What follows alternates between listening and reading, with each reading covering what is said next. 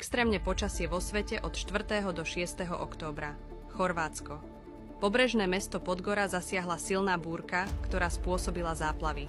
Silný dážď zasiahol Bosnu a Hercegovinu, zaplavil niekoľko miest a dedín v strednej a južnej časti krajiny a vyžiadal si životy. Taliansko. Rieka Lamone v regióne Emilia-Romagna prerazila nedávno obnovenú hrádzu a spôsobila vážne záplavy. Albánsko zasiahli silné dažde a spôsobili úplný kolaps v meste Vlora. Írsko. Výdatné zrážky zasiahli grófstvo Cork. V meste Bantry spôsobili lokálne záplavy. Zemetrasenie s magnitúdou 5,1 stupňa nastalo na Islande. Maroko.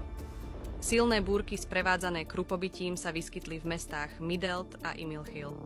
Nigéria. Mesto Ondo zasiahli silné záplavy po 3 dňoch silných dažďov. India. Záplavy a zosuvy pôdy v Garo Hills v štáte Meghalaya si vyžiadali životy.